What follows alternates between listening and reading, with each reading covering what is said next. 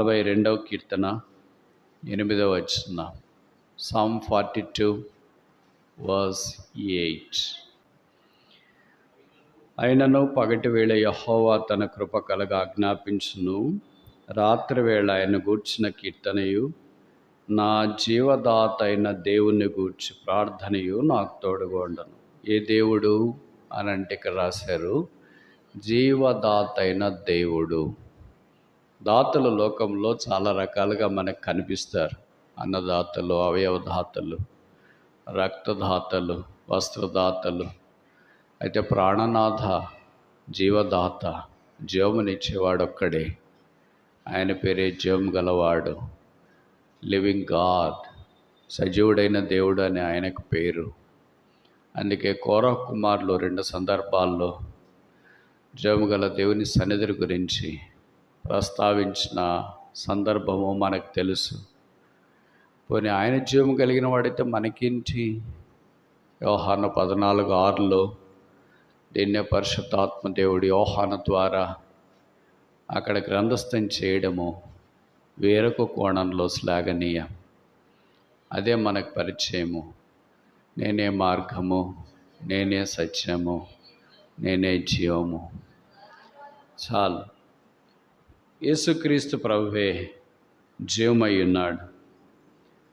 అనగా జీవం యొక్క ఆవశ్యకత ఏంటి అని అంటే, హెబ్రీ పత్రిక మన్నించండి, ఎఫెసీ పత్రిక 2వ అధ్యాయంలో పాపముల చేత అపరాధముల చేత చచ్చిన వారమై ఉన్నప్పుడు, చచ్చినోడికే కదా జీవం కావాల్సింది.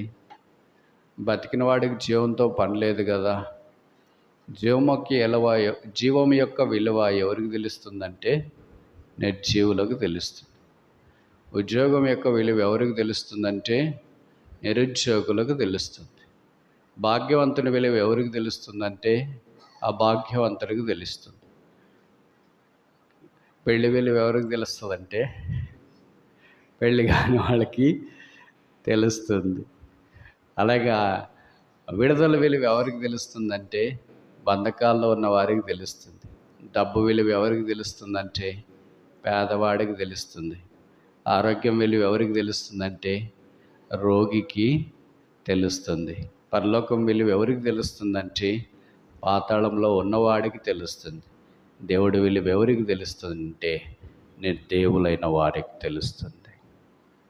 నిర్దేవులము, వాగ్దానము లేని వారము, దేవునికి వలపట్ట దూరంలో ఉన్న మనల్ని యేసు రక్తం ద్వారా కడిగి పరిశుద్ధపరిచి ఇప్పుడు ఆయన జీవము మనకు అనుగ్రహించినాడు. అందుకే ఆయనే జీవం మన వాక్యంలో మనం చదువుతున్నాం. జీవదాత. జీవాన్ని ఏం చేశాడంటే దానం చేశాడు. తెలుగులో బాగా రాశారు దాత. దాతలు ప్రదాతలు ఉంటారు, కానీ దాతలు ఉంటే ఎవరున్నారని అర్థం? డోనర్ ఉన్నాడంటే అర్థం ఏంటి? యాక్సెప్టర్, గ్రహీత ఉన్నాడు అని అర్థం. లోకంలో ఏదైనా అవార్డ్స్ ప్రదానం చేసినప్పుడు Arjun award, calendar award, Bharat Ratna award ప్రదానం చేసేవాళ్ళు ఉంటారు, గ్రహీతలు కూడా ఉంటారు. అలాగే ఇప్పుడు ప్రభువు మనకి ఏది ప్రదానం చేసినాడు? జీవాన్ని. లోకంలో ఏదైనా దానం చేయొచ్చు, డబ్బు కానీ, వస్త్రాలు కానీ, అవయవాలు కానీ, రక్తాన్ని కానీ. జీవాన్ని ఎవరు దానం చేస్తారు? ప్రాణాన్ని ఎవరు దానం చేస్తారు? ఎవరైనా ప్రాణాంత పరిస్థితిలో ఉన్నప్పుడు ఎవళ్ళని చెప్పారనుకో, భార్య, భర్త, కుటుంబస్తులు, ఎవరొకళ్ళు యాక్సిడెంట్ అయ్యి హాస్పిటల్లో ఉంటే వాళ్ళకి బ్లడ్ తక్కువైంది, రక్తం తక్కువైంది, వారికి రక్తం ఇస్తే కానీ బ్రతకరు అన్నారనుకో. చాలా చోట్ల రక్త నిధుల్లోకి వెళ్ళి ఆ గ్రూపుకు సంబంధించిన రక్తమే ప్రయత్నం చేస్తే దొరకలేదు అని అనుకో.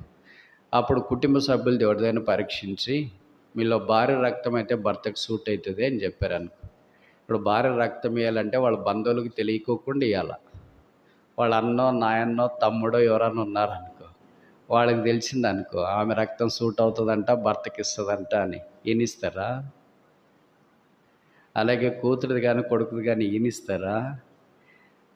జీవితాన్ని పంచుకోవటానికి పుట్టిన వారే ఆ రక్తం 200 ml ఇవ్వాలంటే ఎంత కష్టపడతారు కదా. లేకపోతే ఇంకేదో కొంత ఇవ్వాలంటే ఎంత కష్టపడతారు కదా. 200 కొలతలో ఇవ్వాలంటే.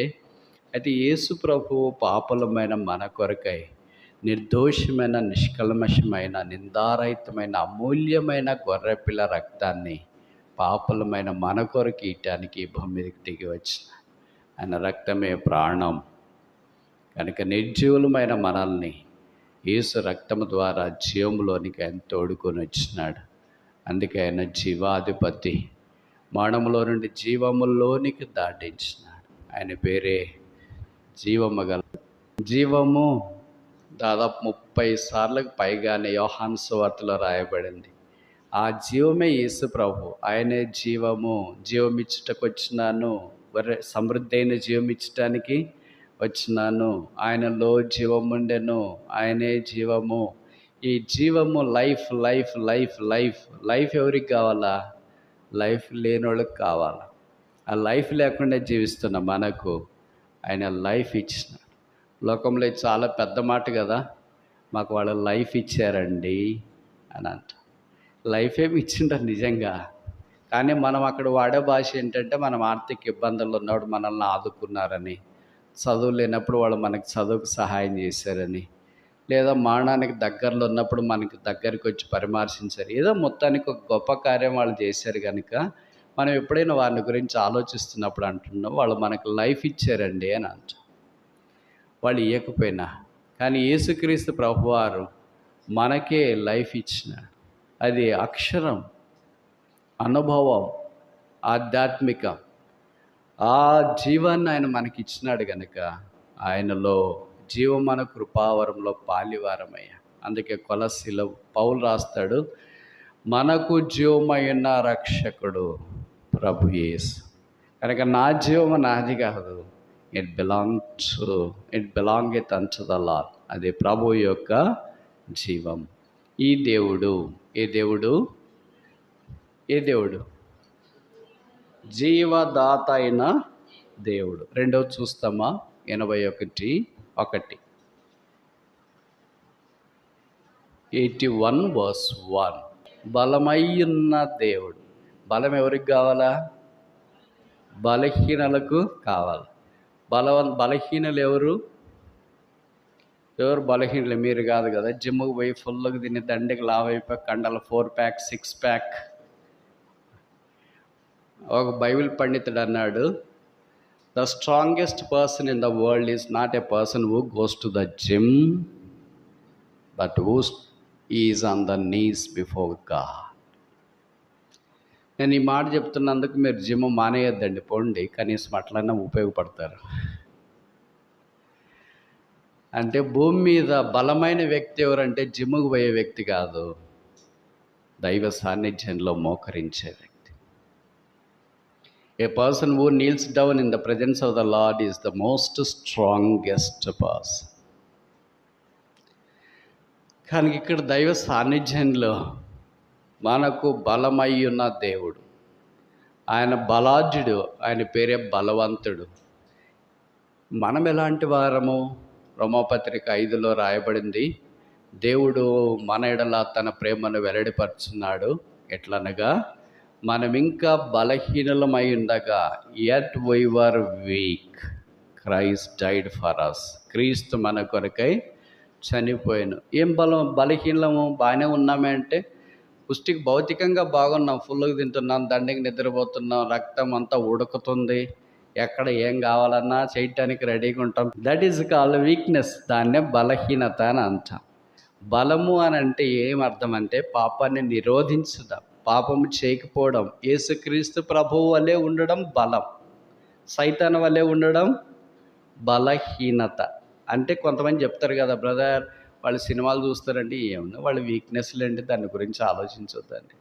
వాళ్ళు టీవీ సీరియల్ చూస్తారు కదా, వాళ్ళు బలహీనతలండి. వాళ్ళు అబద్ధాలు చెప్తారు కదా, బలహీనతలండి. అంటే all the sin is weakness. పాపము మనిషిని యొక్క బలహీనత, పరిశుద్ధత దైవ బలం.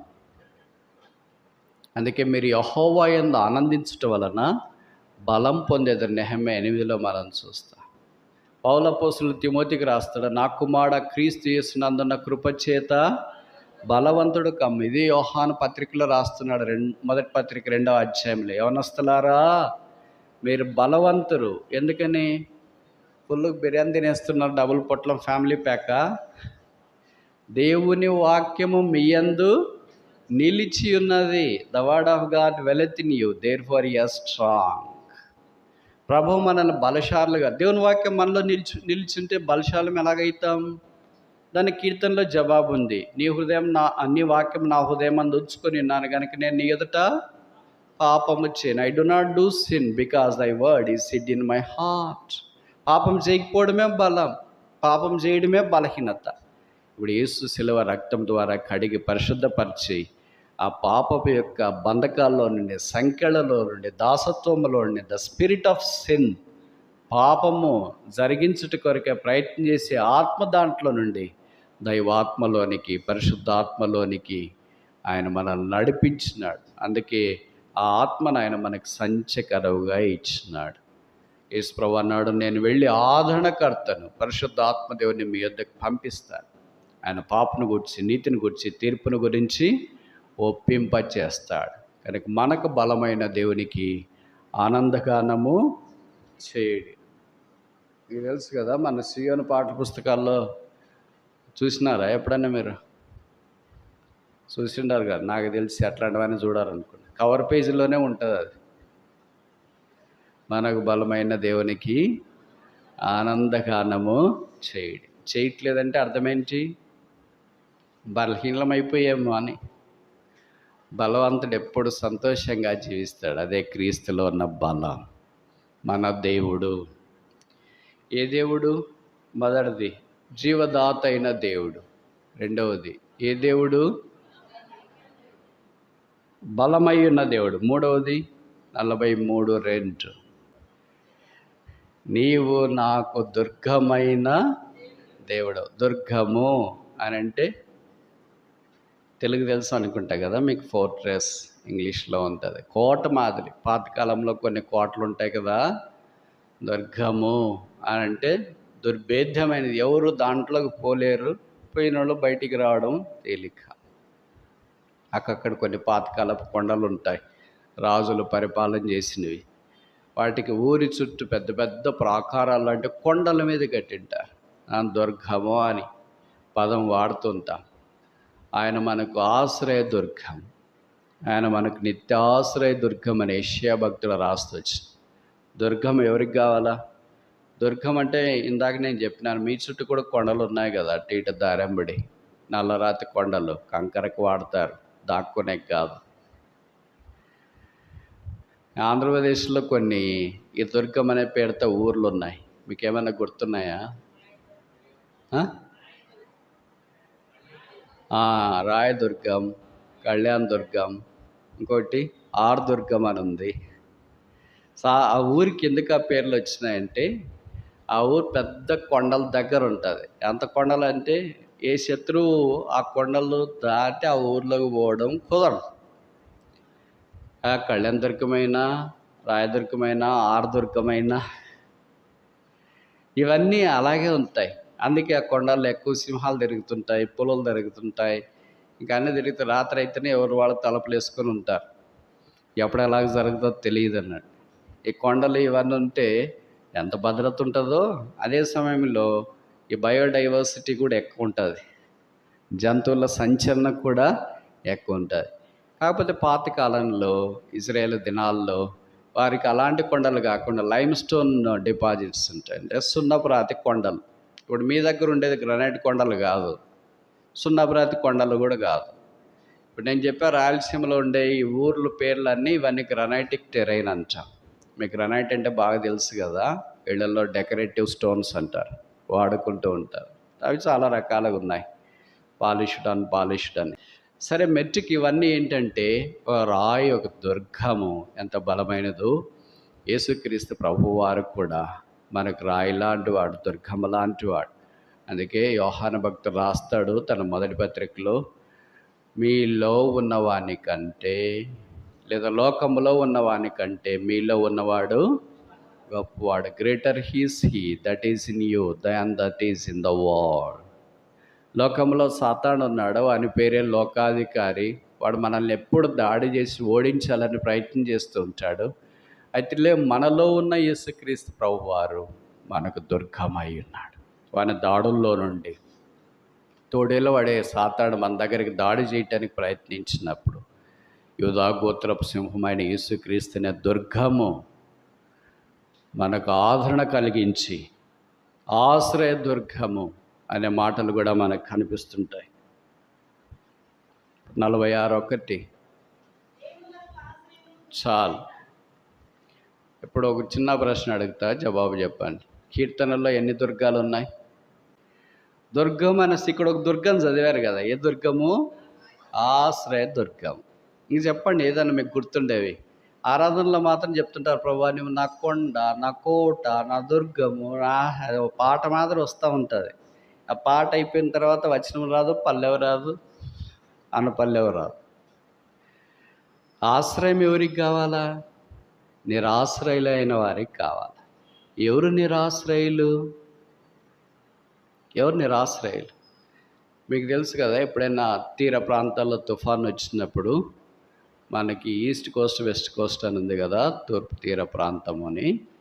తీర ప్రాంతంలో ఆంధ్రప్రదేశ్ కూడా చాలా పెద్ద తీర ప్రాంతం ఉంటుంది, దాదాపు 1000 కిలోమీటర్లు. ఈ తుఫాను తాకిడికి గురైనప్పుడు చుట్టుపక్కల తుఫాను తాకిడి స్థలాల్లో ఉన్న వారిని సురక్షిత ప్రాంతాలకు తరలించి వాళ్ళకి కొన్ని షెల్టర్స్ ఏర్పాటు చేస్తారు. వాటిని ఏమంటారు?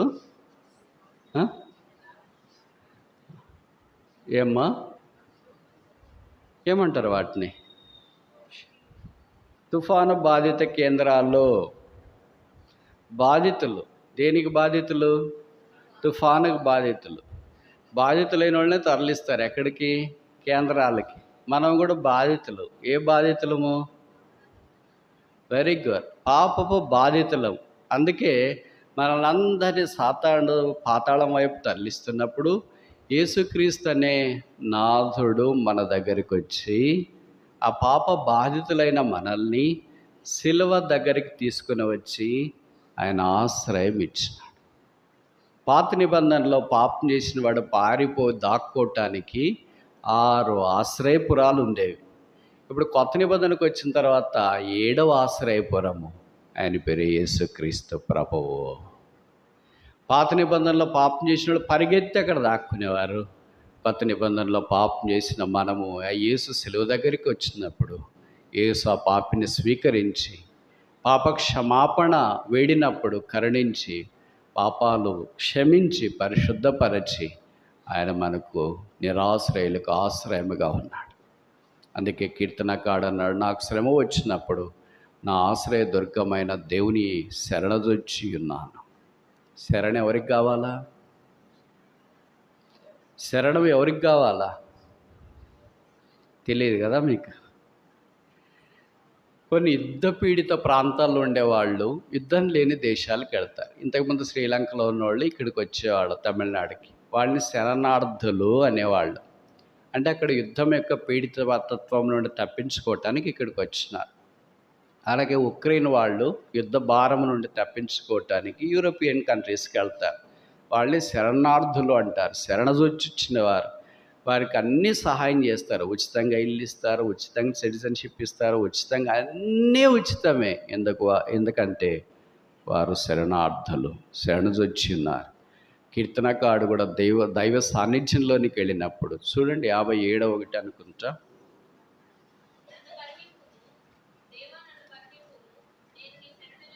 నేను నీ శరణజొచ్చి ఉన్నాను. దావీదు రాసిన కీర్తన ఇది. దావీదు లాంటోడికి యేసు ప్రభు శరణం అవసరమైతే మనలాంటి వాని సంగతి ఏంటి? సింహాన్ని జీల్చేసినవాడు, ఎలుగుబంటిని చంపేసినవాడు యేసు ప్రభు నాకు లేదా దేవుడు నాకు శరణ కావాలా అని నీ శరణజొచ్చున్నాను, నీ రెక్కల చాటు నా శరణజొచ్చున్నాను, నీ దగ్గరికి ఆశ్రయం కొరకు వచ్చినాను, నీవే నా ఆశ్రయము. అందుకే ప్రపంచంలో మహాజ్ఞాని సొలొమోను సామెతలో రాస్తున్నాడు, యెహోవా నామం బలమైన దుర్గము, నీతిమంతుడు అందులోనికి పరిగెత్తి సురక్షితముగా ఉండును. ఈ దేవుడు ఏ దేవుడు? 3 విషయాలు చూసిన. మొదటిది ఏంటి? జీవదాత అయిన దేవుడు. రెండవది బలమై ఉన్న దేవుడు. మూడవది ఆశ్రయ దుర్గం లేదా దుర్గమై ఉన్న దేవుడు. 4 చూస్తామా? 43:4.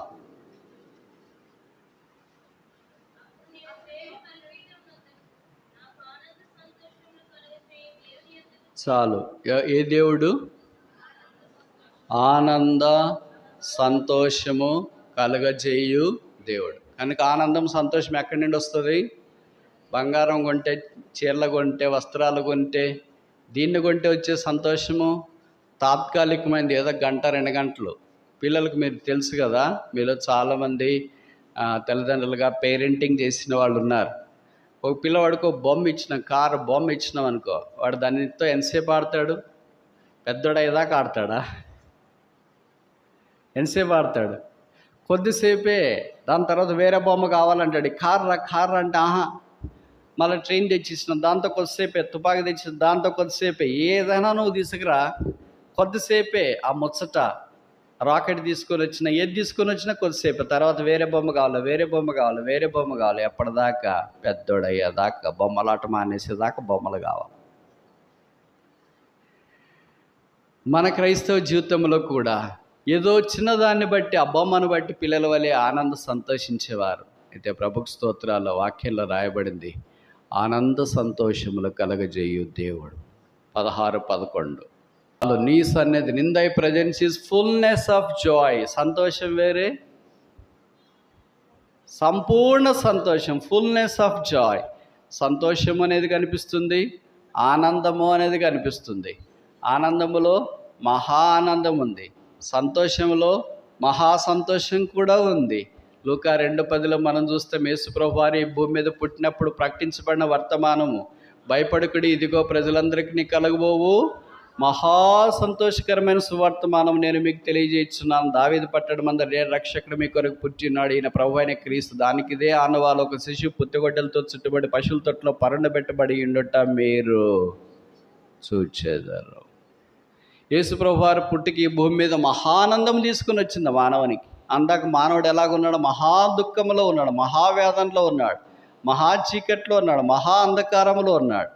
అరుణోదయ దర్శనముగా యేసుక్రీస్తు ప్రభువారు ప్రత్యక్షమై బంధించబడిన మానవునికి, సంతోషం లేని మానవునికి, సమాధానం లేని మానవునికి భూమి మీద సర్వోన్నతమైన స్థలములలో దేవునికి మహిమ, ఆయనకి ఇష్టలైన మనుషులకు భూమి మీద పీస్, భూమి మీద జాయ్, భూమి మీద హ్యాపీనెస్. అందుకే పేతురు ఈ పదాలన్నింటినీ క్రోడీకరించి పరిశుద్ధాత్మ దేవుని ద్వారా 1 పేతురు 1:9 అనుకుంటా, joy unspeakable, full of glory, చెప్పనశక్యమును మహిమాయుక్తమైన సంతోషం. భగత్ సింగ్ గారి టెస్టిమనీ పుస్తకానికి క్యాప్షన్ మనం చూస్తాం, జాయ్ అన్స్పీకబుల్.